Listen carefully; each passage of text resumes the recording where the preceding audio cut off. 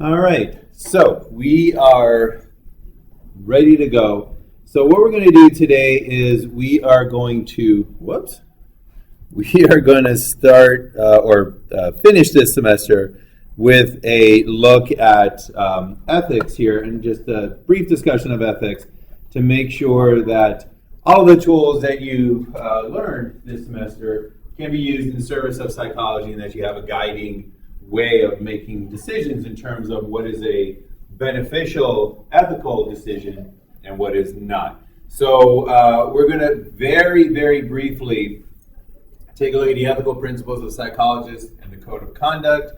We'll mostly focus on the overall goals, because I do want to do this class a little bit differently than I've done it in the past, which is spend more time on an actual look at ethical violations rather than talking about some of the guiding principles which you can read on your own. So we'll very briefly talk about the overall goals. I'll point out that in order to protect yourself and psychology, I have put up supplemental readings where you can further see some of the APA guidelines for conducting research. And this is especially important if you continue on in grad school. You will be running experiments on subjects. You yourself will be volunteering as experiments in subjects. So know how to protect yourself, know what your rights are, and that's in that supplemental information. But most of today is going to be spent taking a look at a very unethical psychology experiment, the Stanford prison experiment, and taking a look at where those ethical violations occurred, what they were, and then what their effects were in terms of harm for the people involved. All right, so our brief sort of primer for this ethical look is going to be this idea of the overall goals that the ethical guidelines in psychology are trying to obtain. And these overall goals are specific for experiments. So if you're doing experimental psychology, what is it that you're trying to ethically achieve? What are you trying to ethically safeguard? And these are the four goals that have been identified. So when we're watching today's video on the Stanford prison experiment, there's going to be numerous examples of a violation of protection of subjects from harm. So you're going to see how subjects were harmed during the experiment, and then continue to be harmed after the experiment as well. You're going to see violations of informed consent, which then led to the harm that occurred. So informed consent is the idea that you should be presented with enough information about an experiment to decide whether or not you do want to volunteer or you don't want to volunteer, whether you do consent to the procedure or you don't consent to the procedure. And as you're going to see, the informed part of informed consent was violated during this experiment as well. Freedom to withdraw is another goal that we protect while doing experiments. Basically, the freedom at any time to be able to say, that's it, I'm done, I'm leaving, I'm withdrawing myself from the situation. And we'll see violations of that as well. So keep an eye out for that and the harm that results. And then lastly, confidentiality, or an understanding of the degree to which your information will remain private. So different experiments have different levels of confidentiality, but again, this is something that needs to be part of the informed consent, so that you can take a look at the amount of privacy that is being afforded to you, the amount of confidentiality, and basically say, yes, that's enough for me to participate, or no, I don't want to, if my data is going to be used in that way. So keep an eye out for that as we do this, take a look at this video. And again, just to kind of give you a little bit of context, this happened in 1971 at Stanford University under the supervision of Philip Zimbardo. And really, kind of amazingly, it was a simulated prison environment. And usually, if you're doing psychological work into something that is clearly unethical to do for real, usually what you do is you just do a simulation. So for example, in the halo effect experiment we took a look at, it would be unethical to deny people's real scholarships for real to find out that psychological information, but it's completely ethical to just say, let's run a simulation where we'll see what would happen. So that's what they try to do here, but as we'll see, it's no guarantee just because you do a simulation that you're not going to be doing harm. So these ethical considerations need to be part of every experimental consideration in terms of its decisions, and we'll see that in the video Quiet Rage, which we will watch at this time. So at certain times during the video, I'll stop just to kind of get a little bit of observational analysis and feedback on it. But this was, you'll see footage of what happened in 1971, and you'll understand why Milgram, so we saw Milgram's experiment last time. You'll see why Milgram, after the Stanford prison experiment occurred, went up to Philip Zimbardo at a conference and gave him a hug and said, thank you, because I no longer have the only horrible psychology experiment in the history of psychology.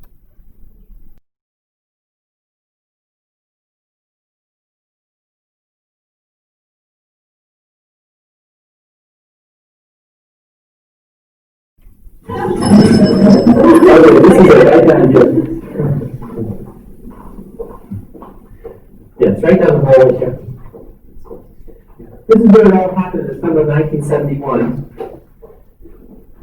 Right down this corridor, in the basement of the psychology department, is where we converted these offices and storage rooms to prison cells. And we had students like yourself, college students from all over the country, play the roles of either prisoners or guards. This was the yard, the prison yard. Here in this closet was solitary confinement, the infamous hole where the guards put prisoners for punishment. That part was screened off, and there was a hidden camera that recorded everything that happened, exactly where the video crew is now. Here's one of the rooms that was a cell. In fact, I have a box of old stuff from the experiment I'd like you to see.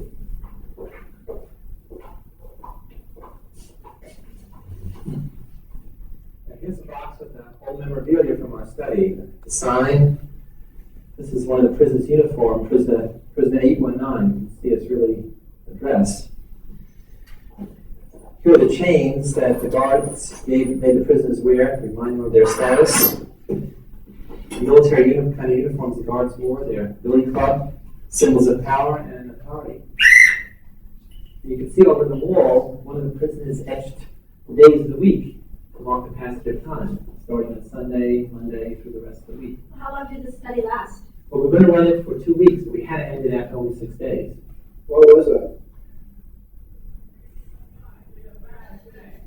Prisoner 819 did a bad thing. Prisoner 819 did a bad thing. Prisoner 819 did a bad thing.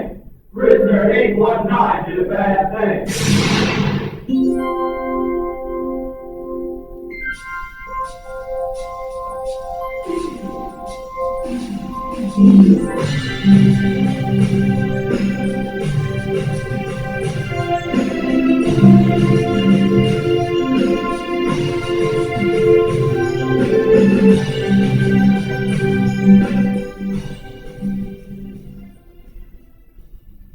Our goal, back in 1971, was to study the behavioral and psychological consequences of becoming a prisoner or prison guard. To do this, we decided to simulate a prison environment, both physically and mentally, and then observe the effects of this institution on all those within its walls. We used the basement of the psychology building to stage our little drama, scheduled to run for 2 weeks. The corridor of small offices was converted into a functional prison environment. It was complete with 3 cells. There was a guard's room, the warden's office, my superintendent's office, and a closet used if necessary for solitary confinement. We recruited the help of some prison experts to assist us with our prison design and construction. Foremost among them is Carl Prescott, an ex-convict recently released from serving 17 years behind bars in San Quentin and Soledad prisons. We placed an ad in the city newspaper asking for participants for an experiment studying the psychological effects of prison life. They would be paid $15 a day. Over 70 people applied. They were given diagnostic interviews and psychological tests to weed out all those with any signs of psychological abnormality, medical disabilities, or history of crime or drug use. 24 were selected. They were all healthy, normal, intelligent, middle-class males from colleges throughout the United States. And with a flip of the coin, each was randomly assigned to play the role of prisoner or guard. It was only by chance that someone was chosen as prisoner or guard.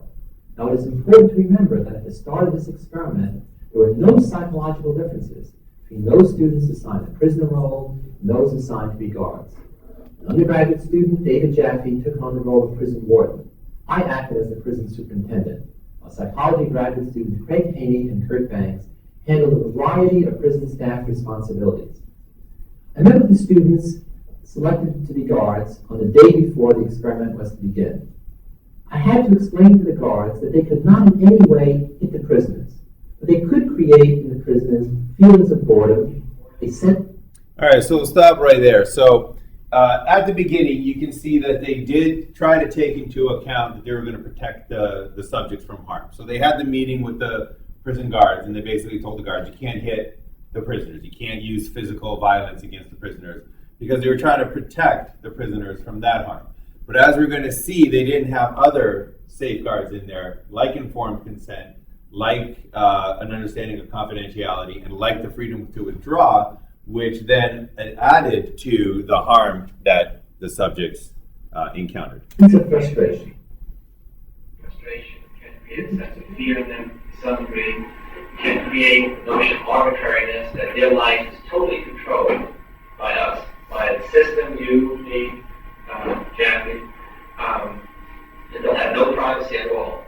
Their cells, sleeping in rooms with bars on them, that there'll be constant surveillance. Nothing they do will go unobserved. They have no freedom of action. They can do nothing or say nothing, and we don't. But it takes away their individuality in various ways. In general, what all this leads to is a sense of powerlessness. Is we have total power in the situation, and they have none. So what's going to happen tomorrow is we told students to wait in their houses and rooms where the squad car is going to pull up. Two police are going to come out and ask the guy's name, visit him, that he's been suspected of a crime on the phone. They'll just leave it vague and say drugs or something. Come with us, handcuff them, put them in the car, take them down to the police station, take them to the security underground entrance, detain them, fingerprint them, book them, blindfold them, and then Kurt and Craig are going to pick them up. So the blindfold everyone knows they come moving out, then bring them down here, take the blindfolds off, and they'll be in prison. And we're going to take their clothes off, delouse them with a powder spray, put on a uniform. Some people make uniforms sometimes. They're just going to be like long smocks with numbers on, and they'll have rubber shower shoes. And that's all. No one can pose anything. They're going to wear a chain on one leg, which is just a symbolic thing of their loss of freedom. So the police have agreed to do this. I just have to go down and double check, give them the names and so forth. Will this be done by campus security or by reading?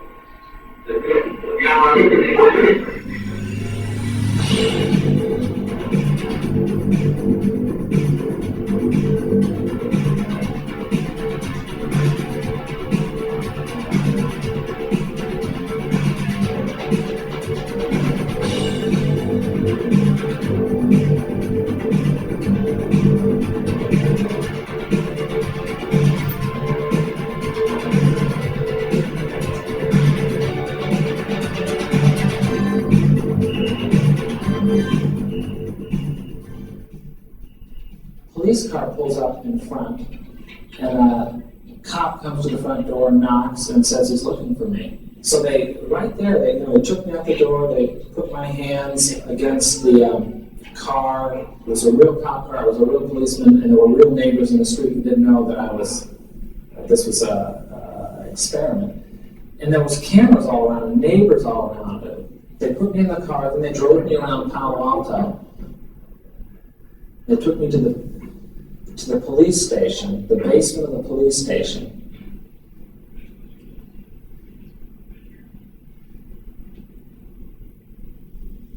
Then they put me in a cell. I was the first one to be picked up, so they put me in a cell, which is just like a room with a door with bars on it. You could tell it wasn't a real jail. They locked me in there in this degrading little outfit. They were taking this experiment too seriously. All right, so we have our first example of a violation. So did anybody see what the violation was in terms of protection of harm, in terms of informed consent, freedom to withdraw, and confidentiality? At least two of those were violated. Yep. Mm-hmm. Exactly. So the one that was definitely violated, there was confidentiality. So his participation in this experiment was not protected. The fact that he was a subject in this experiment was not protected, and he was dragged out in front of his friends and neighbors, and that could cause harm. I mean, his neighbors probably were wondering, why is he getting arrested? It could affect his social standing. It could affect his interactions with his, with his neighborhood. So that was a violation of confidentiality. A related violation to there was clearly informed consent, because he was definitely surprised. He was definitely surprised that, oh my gosh, there was real police and there was I was brought out into a real street. So if it was the case that and again, this is part of the reason why so much of ethics in experimentation depends on the subject making decisions for themselves. This individual knows his own situation. And if he was told in that informed consent that, look, we're going to be picking you up with real police and we're going to take you out into your neighborhood and put you in a squad car, that's what's going to be happening. People are going to be able to see you. At that point, he can take a look at his own situation and say, you know what?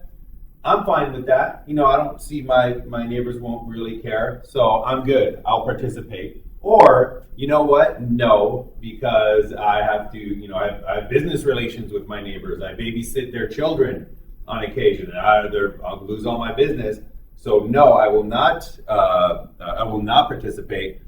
The harm that he had from a violation of confidentiality could have been avoided if the informed consent was there in the process. When I first got here, even though there was I had to strip and go through the process, and they would call me names and made me look in the mirror and see how ridiculous I was and stuff, I still didn't feel at all like this in prison. I was just looking at it as a job, and I was told not to talk, say anything. I was placed in the cell, and there was another prisoner in there, but still I looked at it as a job the whole first day.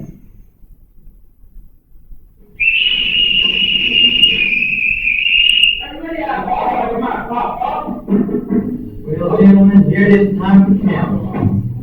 At 2:30 a.m., the prisoners were rudely awakened from their sleep by the night guard shift for their count. The guards were told to routinely perform counts to familiarize the prisoners with their numbers and determine that they were all present and accounted for. But more important, it provided a regular occasion for the guards to interact with and exercise control over the prisoners. There were several counts every day and night. As you can see in this first count, the prisoners were not yet into their roles. They weren't taking it too seriously. They were still trying to assert their independence. The guards were also having some trouble with filling out their new roles, trying to assert some authority over their prisoners.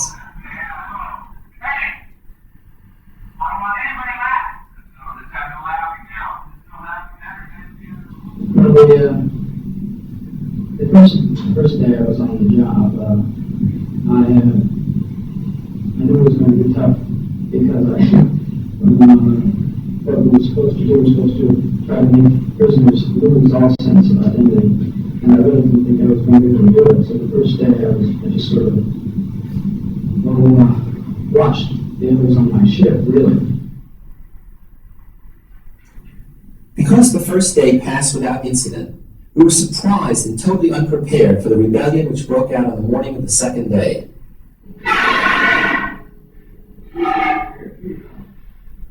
When waking the prisoners for the 10 o'clock count, the morning guard shift found that the prisoners in cell number 1 had removed their stocking caps, ripped off their numbers, and barricaded themselves inside the cells by putting their beds against the door. The prisoners began to taunt and curse the guards to their face. This, of course, embarrassed and upset the guards. The morning shift immediately called in reinforcements. They asked the night shift to stay on, and they called up 3 other standby guards to help put down the rebellion. In retaliation for the prisoners' insubordination, the guards stripped naked the prisoners in cell 2 and 3 and removed their beds. And they demanded that the barricade be removed from cell 1. One of the ringleaders of the rebellion, prisoner 8612, protested loudly.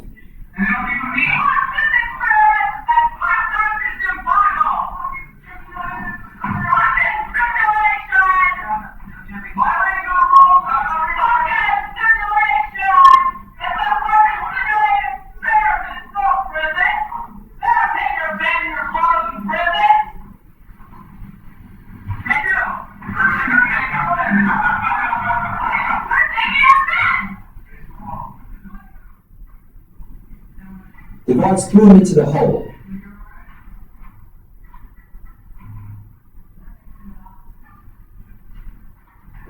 The other leader of the rebellion, prisoner 5704, had his feet chained together by the guards. The rebellion was temporarily crushed, but a new problem faced the guards.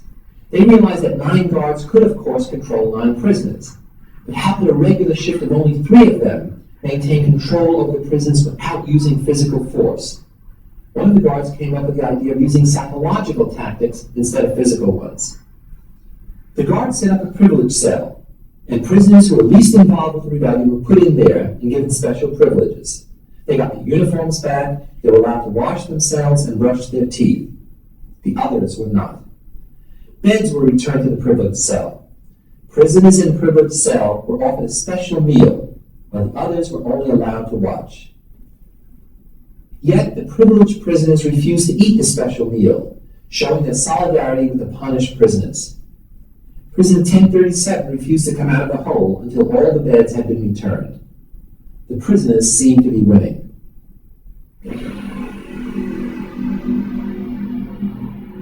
The guards took measures to increase their control over the prisoners, making them do push-ups, sit-ups, and jumping jacks to punish them. The guards began to implement more strip searches.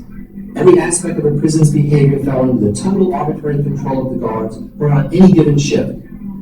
Prisoners who had been rewarded were now punished by the guards for no reason. Going to the toilet became a privilege that a guard could grant or deny. And after the 10 p.m. lockup, the prisoners had to urinate and defecate in a bucket, which was left in their cells. And on occasion, the guard would refuse to let the prisoners empty that bucket until morning, and the cells began to smell. The harassment by the guards and the worsening of prison conditions got to prisoner 8612, the rebellion leader. He decided he had enough. He wanted out. So he started complaining of headaches and stomach pains. 8612 was interviewed by the staff. The warden was unsympathetic. Our ex-convict prison consultant, Carlo Prescott, ridiculed him as a white boy unable to cope with minimal prison hardships. And I, as the superintendent, offered him a deal. No more guard harassment of him in return for some information from time to time. In short, I asked him to be a snitch. I told him, think it over and let me know your decision later that night. All right, so we have a couple of violations there. So anybody catch the which of the 4 ethical principles in this case were violated? Yep. The freedom to withdraw. So freedom to withdraw is the big one that was violated here. We have protection of subjects from harm was also violated, so we'll just mention that one briefly. Having to defecate in a bucket and then having that not be removed from your living quarters is just unsanitary, it's just unhygienic, it's just unhealthy. So that kind of harm was present there. And there's psychological harm and there's physical harm. But most importantly, and this is going to be one of the sort of themes throughout the entire experiment, freedom to withdraw was violated. So this one prisoner at one point decided, I've had enough. And like many psychology experiments, sometimes they're unpleasant. Sometimes they involve harm during the experiment. And to make sure that a subject is protected, it's always up to the subject how much they're willing to put up with. So if I have even if I have an experiment where I tell a subject, oh, here's 50 pages of this pamphlet, read them all. if the subject just feels like that's not something that they signed up for, they can say, you know what, I really don't want to do this, I'm out of the experiment. So when this subject came to Zimbardo, he should have had the freedom to withdraw. As soon as he came forward and said, I don't want to do this anymore, I want to go, Zimbardo should have said, all right, thank you very much for participating. You are free to go, and we'll debrief you and all that, all those procedures. Instead, they convinced him to go back into the prison. So everything that happens to that prisoner after this moment could have been avoided. All the harm that he's about to go through could have been avoided if they had just had that ethical guideline of freedom to withdraw. And as we're going to see, it also snowballs because all the other prisoners then also feel as if they've lost their freedom to withdraw as well. Confused, 8612 returned to the yard during the evening count and told the other prisoners that no one could get out. 8612, against the wall. Against the wall, 8612. Somebody help him. Your computer and just for Oh, I see. If I gotta be in here, I'm not gonna put up with any of your shit. Really. I couldn't get out. I start talking to doctors and lawyers. Help him against the wall.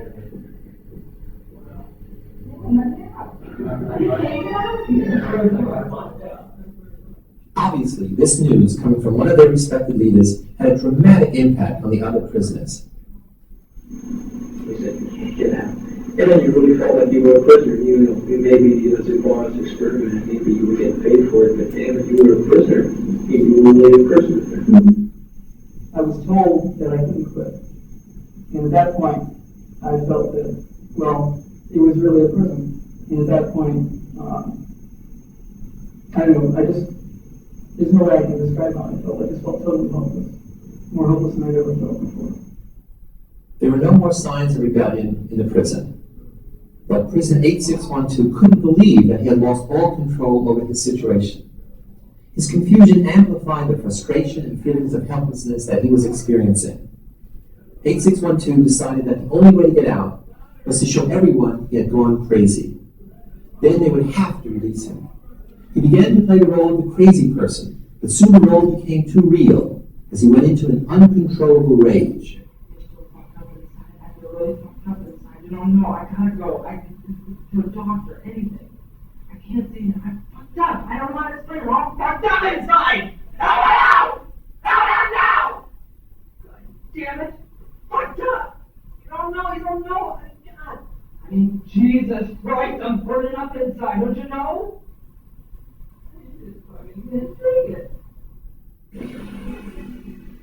Less than 36 hours into the experiment, we had no choice to release prisoner 8612. All right, so finally they release prisoner 8612, but all of the harm that prisoner 8612 went through, that psychological breakdown that he was experiencing, could have been avoided if only the freedom to withdraw was honored, if only that guiding principle was still there. And then also the feelings of hopelessness that the other prisoners started to experience and the harm that they're going to go through also gets amplified and also would have been avoided if that freedom to withdraw was there. So that's a very important aspect of the ethical guidelines to protect in terms of protecting your subjects. Tuesday was visiting day. We were worried that once the parents saw the condition of our jail, they would want to take their sons home. We decided to manipulate both the prisoners and the visitors to preserve our institution. First, we cleaned the prison and groomed the prisoners. The guards took down the sign over the hole, fed the prisoners a hot meal, and warned them not to complain or the visiting hour would be cut short.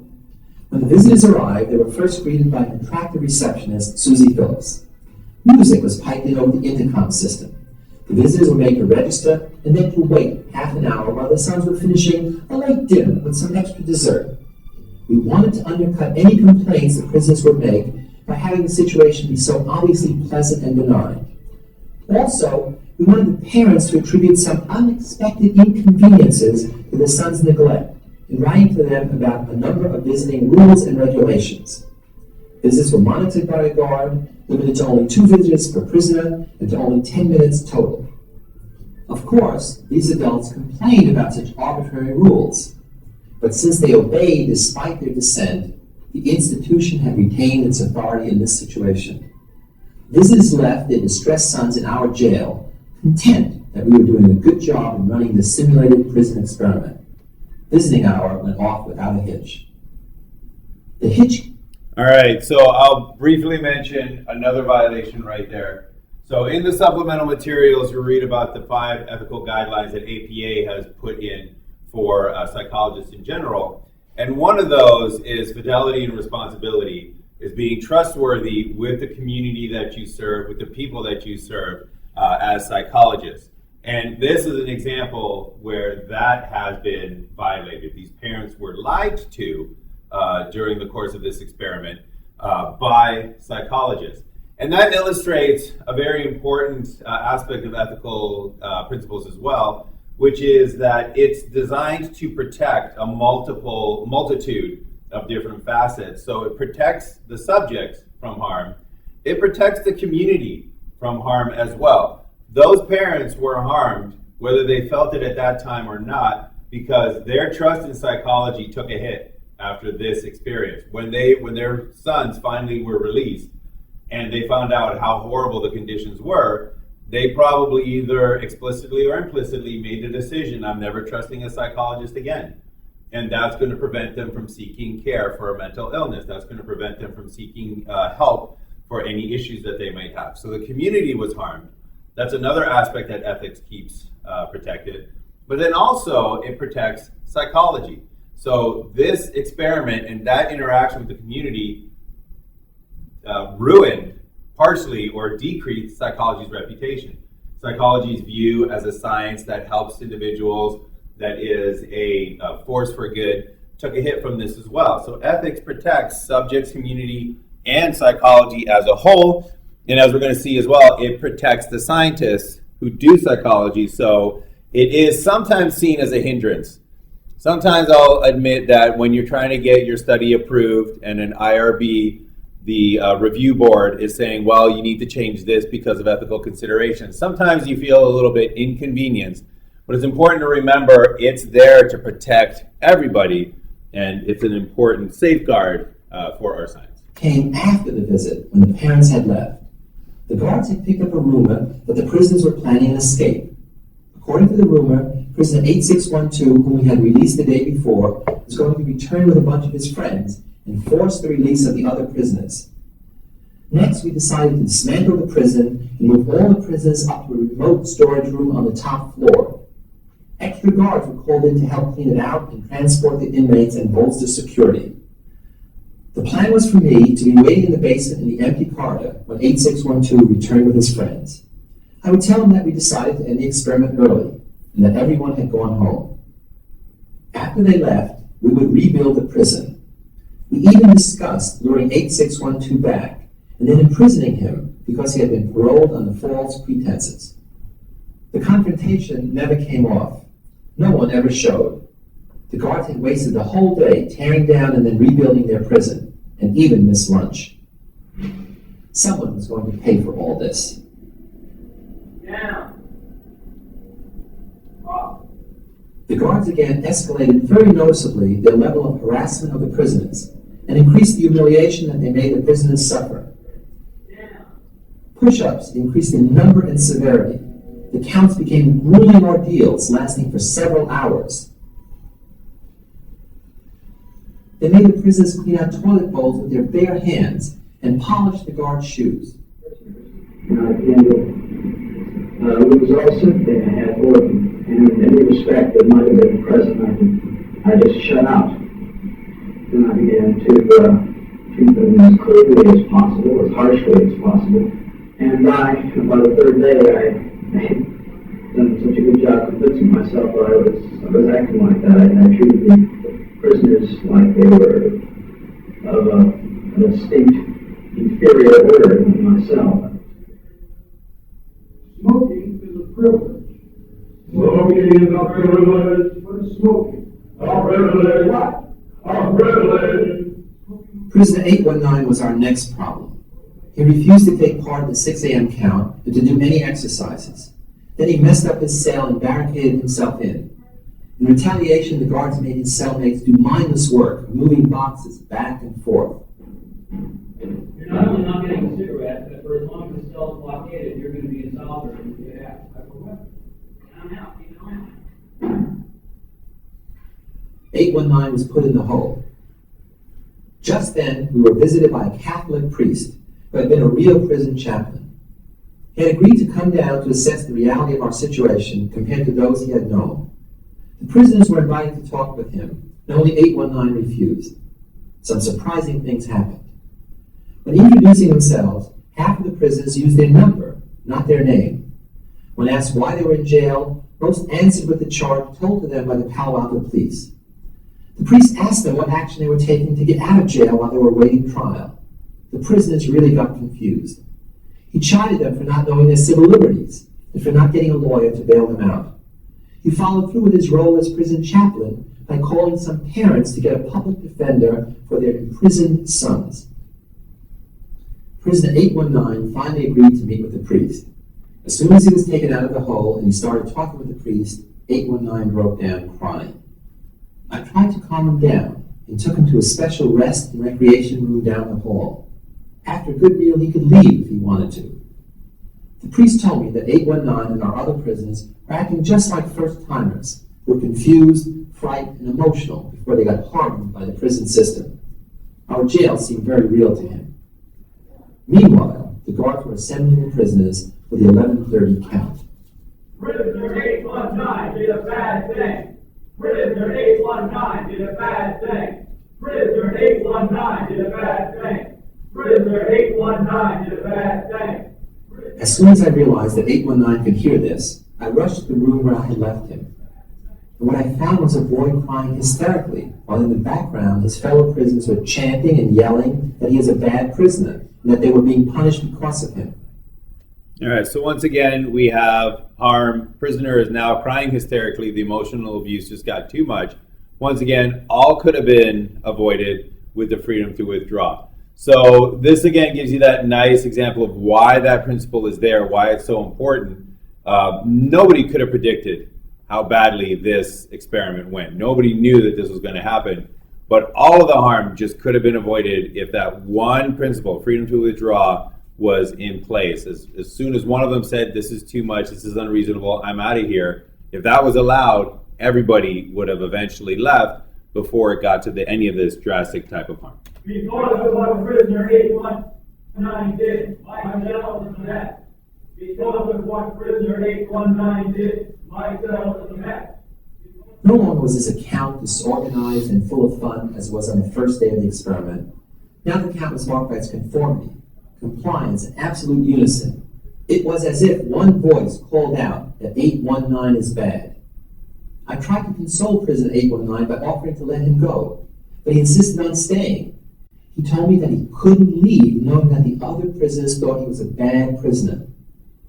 I managed to get through to him by reminding him who he really was, and what this place really was, and who I really was. As that other reality broke through, he agreed to be released from his imprisonment and quit the experiment. To replace prisoner 819, we brought in a new prisoner from the standby list, prisoner 416. Like the others, he was stripped, deloused, and placed in the prison environment. We wondered what effect would this newcomer have on our old-timers who had been through so much. And how would this all look to him? The badness of this place, which had evolved gradually for the other prisoners, was for him full-blown upon arrival. If he rebelled against the guard's authority, would the others follow this new leader or not? Prisoner 416 began his revolt by refusing to eat. He went on a hunger strike. Amazingly, the prisoners were so divided among themselves that instead of rallying around 416, they refused to join him. To them, he was just a troublemaker. The guards used this lack of solidarity displayed by the other prisoners to try to break and control prisoner 416. Ironically, they began by making him sing Amazing Grace. 416, 12 you do push-ups. You sing Amazing Grace. Ready? Down. Keep going. Grace, How push-ups on your own. Take a wretch like me.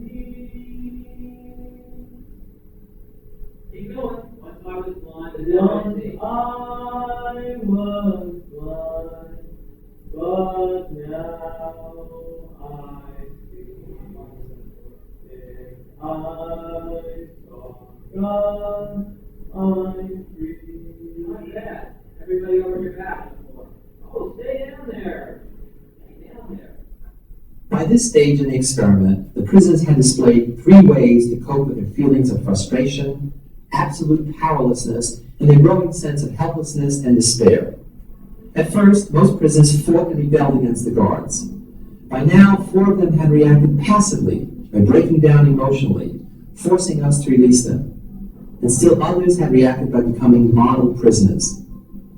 One such prisoner, 2093, was nicknamed Sarge by the other prisoners because of the way he followed the guards' orders so readily.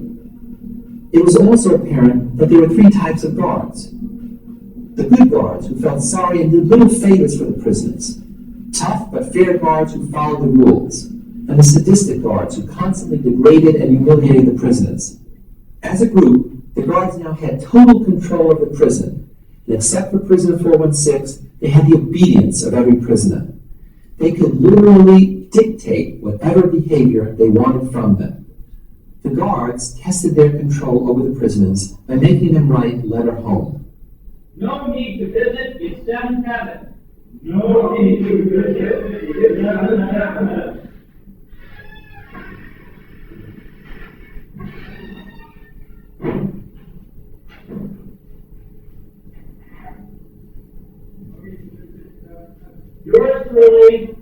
Yours truly, Again. let's hear yours truly, Yours truly. your loving son, Your loving son. and put the name there that your mother gave you. At dinner, prisoner 416 refused to eat his sausages left over from lunch. 416 is a prisoner who was extremely dazed at first and upset, and found that to his surprise he couldn't respect himself unless he found means to resist, and means that were uniquely his own, means that were best adapted to him. And 416 has found those means, and 416 it means something to me now. As the number is a source of pride, like a name. It's important to me that I'm 416. Get in that closet then. He was thrown into the hole in order to hold the sausages in his hands. The guards threatened to cancel Thursday's visiting hour for all prisoners if 416 did not eat his sausages. 416 refused again. The guards then channeled the frustration of the other prisoners by having them express their anger directly at 416, who was in the hole. Thank you, 416. Okay, 209. Thank you, 416. Over there. Oh, yeah, you do it just the same way you and Thank you, 416. Okay. To the guards, 416 represented disobedience. He was a solitary threat to their total power. He was taken out of the hole for the next count. The count was run almost single-handedly by one guard. The prisoners named him John Wayne because of his macho guard performance and tough guy attitude. He used every tactic he could think of, public humiliation, homophobia, whatever, to dominate the prisoners. 416, you got your hands in the air. Why don't you play Frankenstein? 293, you can be the bride of Frankenstein. You stand here. You come over there. You should act it out. You be the bride of Frankenstein, and you be Frankenstein. I want you to walk over here like Frankenstein and say that you love 293. Yeah, Frankenstein Walk like Frankenstein. He has to walk like you. I love you, 293. Get up close. Get up close. I love you, 293.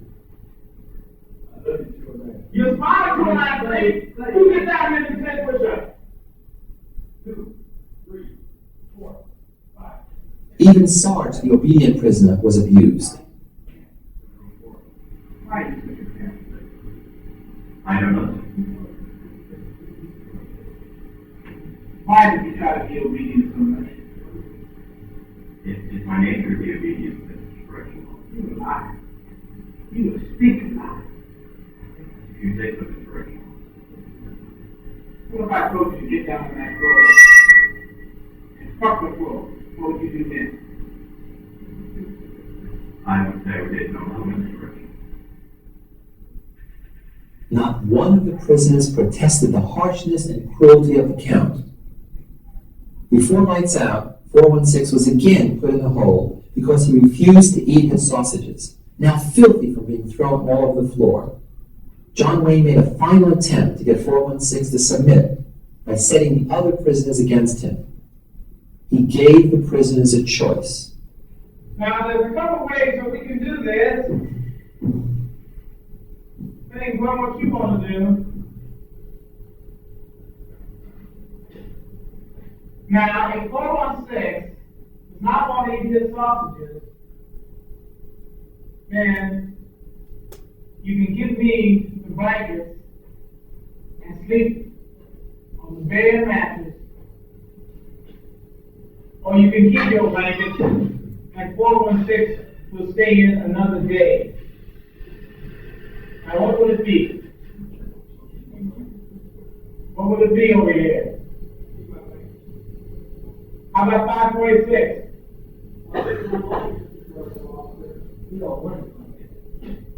Well, now you boys got to come to some kind of decision here. Me too, man. How do you feel about this? We got three in favor of keeping the blanket. We got three, guess one. Keep your blankets, 416, you're going to be in there for a while. So just get used to it. I was watching all this on the television monitor in my office with one of my graduate students. I was amazed that the guard would keep that boy in solitary all night as punishment for not eating cold, dirty sausages. I was amazed that the prisoners would keep their blankets instead of letting 416 out of the hole.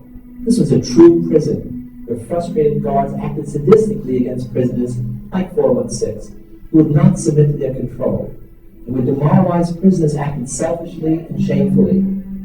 I told her that I was really impressed with what we had accomplished. In less than a week, she looked at me and said, "I think what you were doing to those boys is horrible."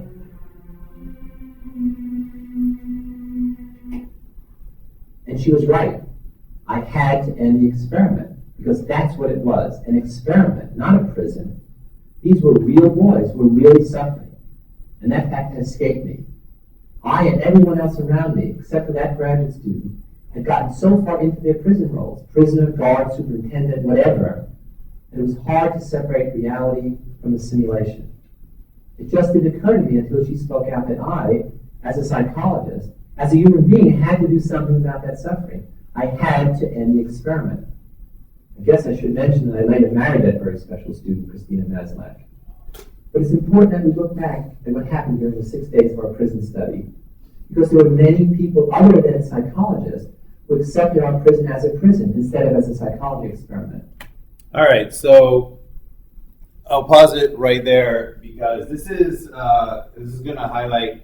Now we're past the experiment. We're past the harm that happened during the experiment, and now we're going to start seeing evidence about the harm that happens after the experiment as well. So as psychologists, we're trying to minimize harm that happens during the experiment while also understanding that harm still occurs after the experiment.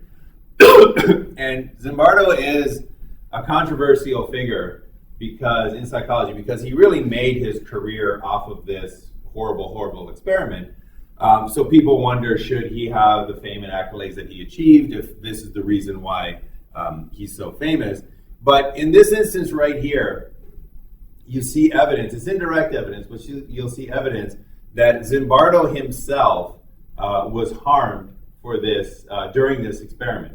And what you're going to see right here is him trying to distance himself from any sort of responsibility that he has for this particular experiment. So if you did something that you're proud of, if you do something that you feel that you've accomplished and it's an ethical thing and you're proud of it, you always say, yes, I did that. You know, they're like, oh, did you publish that experiment? And you're like, yes, I did. That's all me. When you are harmed by something, when you feel like some part of yourself has been violated because you did this horrible thing, that's when you start distancing yourself. That's when you start saying, well, yeah, I was involved, but all these other people here, they were also involved, so it's not just me being a horrible human being. So in this case, notice that he does admit, he goes, yeah, you know, I had to put an end, I did put an end to the experiment. But right now he goes through this kind of diffusion of responsibility where he's going to start blaming a whole bunch of other people who could have done something. And again, that's a move that you only do when you have been harmed by a particular action, and now you're trying to protect your ego from any further harm by diffusing any responsibility. And their actions or lack of actions added to the reality of our simulation. First, there were the parents who accepted our arbitrary rules for visiting day. They too became drawn into our prison society by working within our prison system to try and better their son's condition. But even though...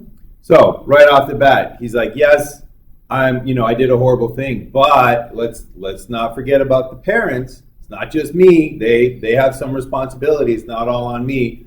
Again, not something that you do if you're not experiencing harm for participating in a particular action. Some of the prisoners told their parents that this was the worst thing that ever happened to them. The parents accepted the perspective the prison authorities had created, and they rejected that of their sons. The power of the situation was stronger than the individual. What about the priest who came to visit the prison? He didn't question the ethics of the experiment as he should have. He ended up giving the boys legal counsel instead of spiritual counsel. So he made the line between reality and illusion even more obscure. So far he's blamed the parents, now he's gone on to blame the priest, and he's also now going to include a public defender as part of this diffusion of responsibility where he's trying to protect his own identity of himself.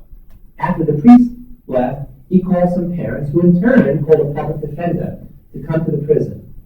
Public defender watched as one by one the boys were brought in, handcuffed, wearing bags over their heads to discuss their individual cases. He was only concerned with informing the prisoners of their rights as prisoners, not acknowledging that they were in fact college students locked up for a week in the basement of the psychology building. On day 5, the prisoners were brought in front of the parole board, consisting of psychology graduate students, secretaries, and others. The head of the parole board was Carlo Prescott, our prison consultant.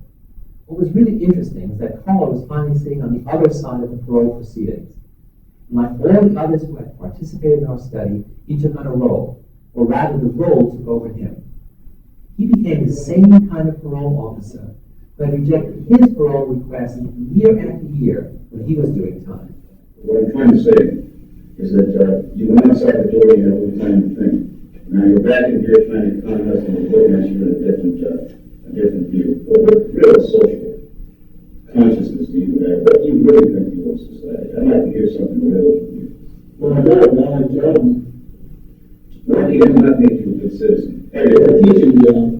It's a good job. I feel a worthwhile job. That may even make you more suspect. I don't think I want you teaching them manners. It was only afterwards that he realized that he was using the same rationale against them, the students, that his parole officers had used against him to reject his parole requests.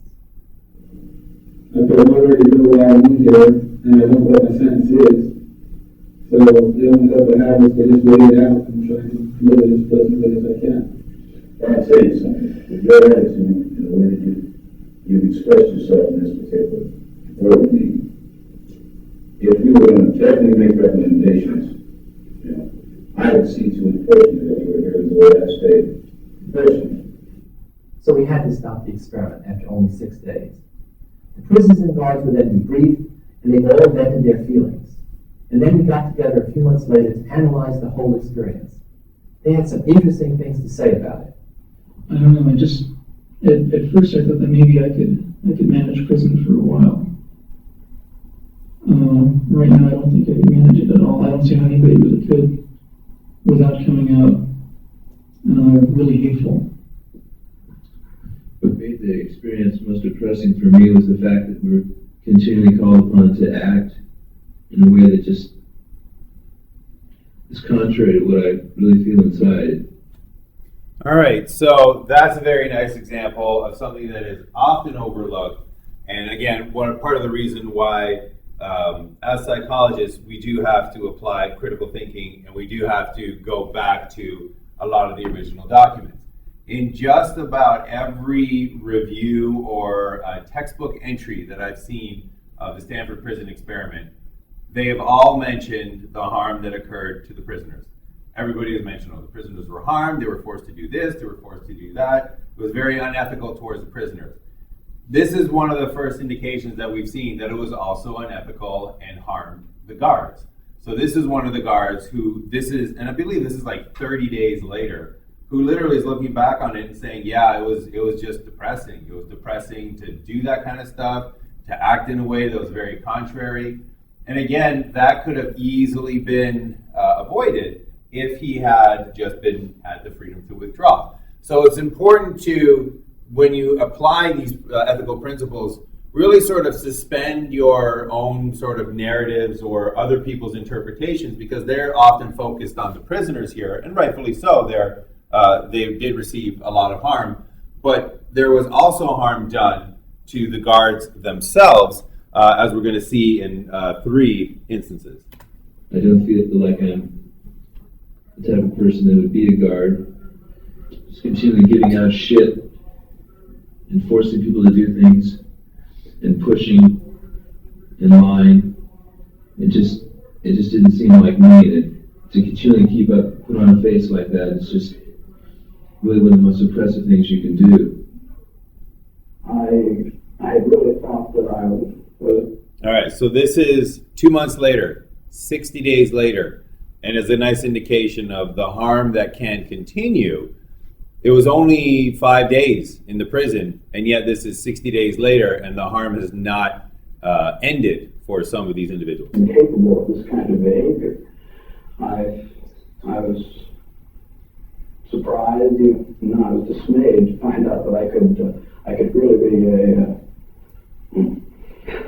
that I could act in a manner so absolutely unaccustomed to anything I would even really dream of doing. And while I was doing it, I didn't feel any regret. I didn't feel any guilt. It was only afterwards when I began to reflect on what I had done that this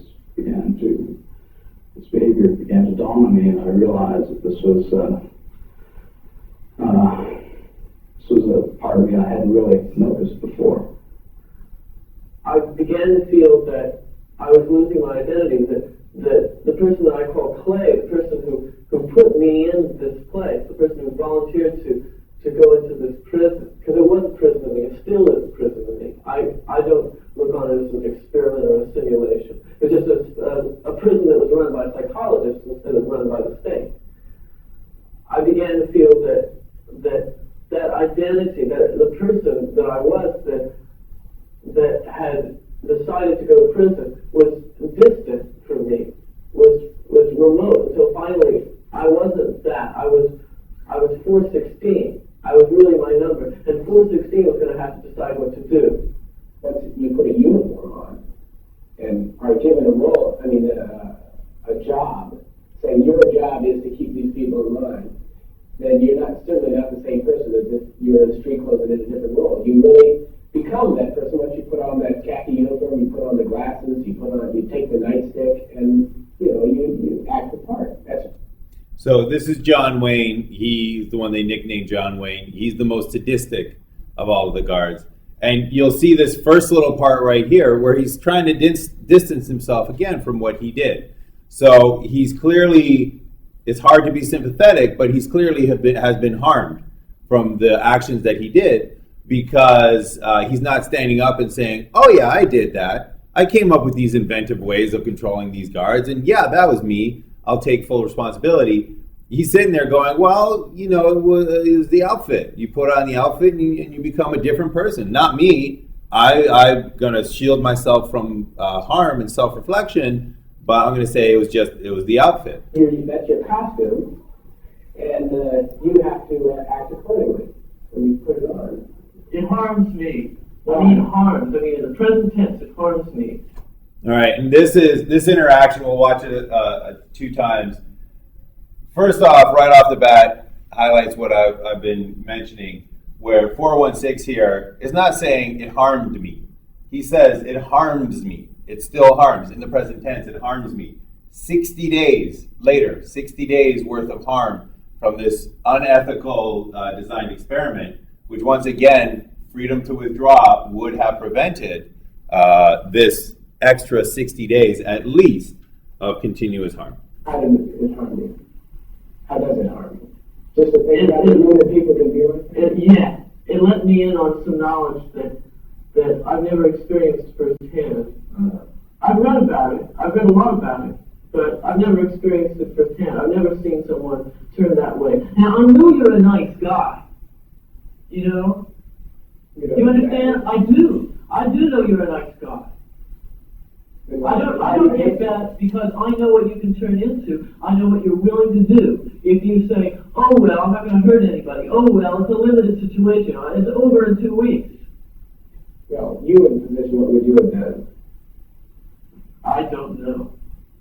I can't tell you, but I know what I'd do. Would you believe? I don't believe I would have been as inventive as you. I don't believe I would have applied as much imagination to what I was doing. Do you understand? Yes, I understand that. I think I would have been a guard. I don't think it would have been such a masterpiece. All right, so did anybody notice what 416 was doing there? What was he doing? He was clearly angry at that guard. And he was clearly still trying to get some sort of justice, some sort of. He was still harmed. He was still evidently harmed.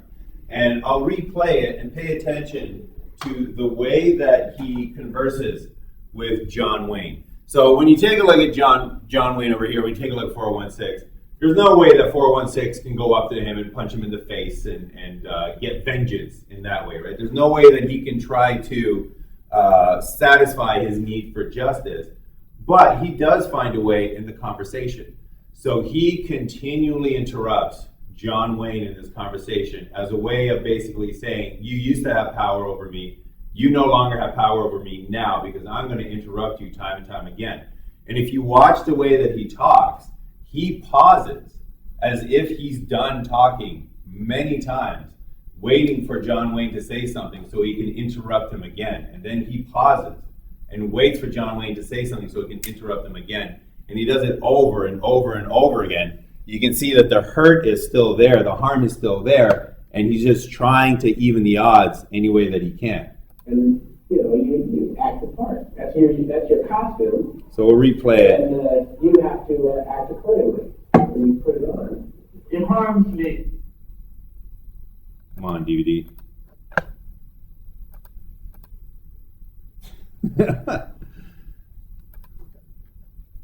Apparently a DVD is too much for this. It harms me. Oh, here we go. I mean harms. So pay attention. It harms me. How does it harm you? How does it harm you? Just to think about it, that people can deal with it? Yeah, it let me in on some knowledge that I've never experienced firsthand. I've read about it. I've read a lot about it, but I've never experienced it firsthand. I've never seen someone turn that way. Now, I know you're a nice guy. You know? You understand? So you can see right there, he goes, I know you're a nice guy, you know? Say something. And as soon as he starts talking, he interrupts him. And he does it again. So notice, that was the first time. And I do know you're a nice guy. I don't get that because I know what you can turn into. I know what you're willing to do. If you say, oh, well, I'm not going to hurt anybody. Oh, well, it's a limited situation. It's over in 2 weeks. Well, you in the position, what would you have done? I don't know. I can't tell you, but I know what I'd do. Would you believe? I don't think. That's 3. I don't believe I would have been as inventive as you.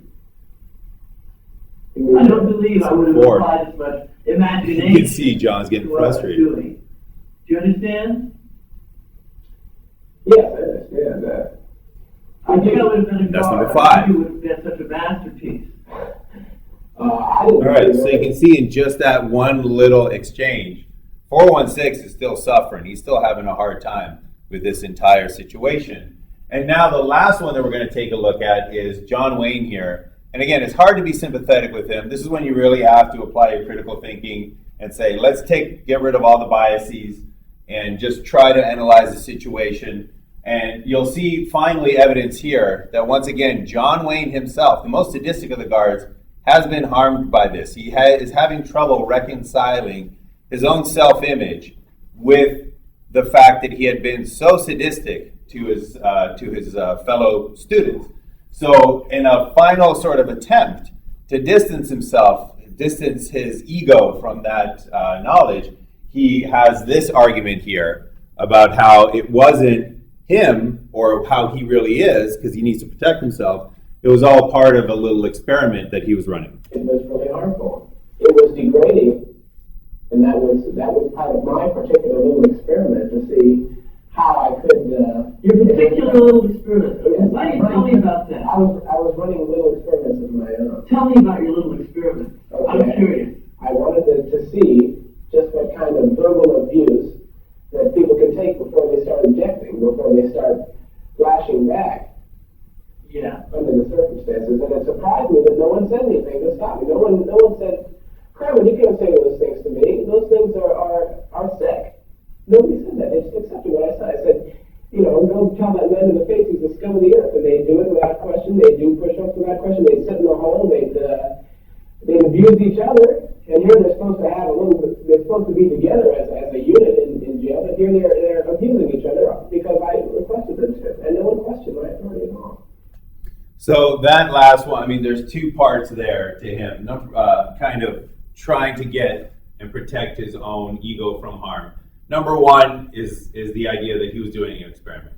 So it's not me, it's not what, I didn't do anything horrible. I was just doing an experiment. I was like a scientist. I was like this good, force for good here, just trying to run my own little experiment. So that's the first indication that he has been harmed in this particular exchange. Did anybody catch the second thing he tried to do in terms of responsibility? Yep. Nobody ever tried to stick up or say anything against him. Exactly. So all that abuse, all the horrible things that he did, he is literally saying it wasn't my fault. I was just seeing how far you guys would take it. So you could have said no at any time and I would have stopped. So it's your fault. It's your responsibility. And again, you don't do that for something that you're proud of. You don't ever get an A+ on an exam. And then when your friends are asking you, how did you get that A+? You never say, well, I was just doing an experiment. I wasn't going to try to get an A+, but I was going to take my grade as high as my professor would allow me. And then as long as whenever they stopped, I would have stopped. No, you say, hey, I studied real hard. It's all me. I got myself an A+. So you can tell that even this sadistic individual who seemed to not be harmed at all during this experiment actually did end up going through some harm, where 2 months later, he is still unable to say, you know what, I'm just a terrible human being and I have to reevaluate my life choices and maybe go and seek guidance somewhere. Still, he's trying to protect himself from that harm, saying, yeah, it was just an experiment. Oh, and by the way, it was also you guys, the prisoners, who are to blame. All right, so that's what I wanted to see for the Stanford prison experiment. Any final questions, comments about anything that we saw today in terms of ethics and protecting psychology, protecting subjects? No? All right, so that is it for the course. I will see you one more time during the exam week. I'm grading your research papers currently, so far so good. I will upload comments and things to Canvas as it occurs, but other than that, we are done for today.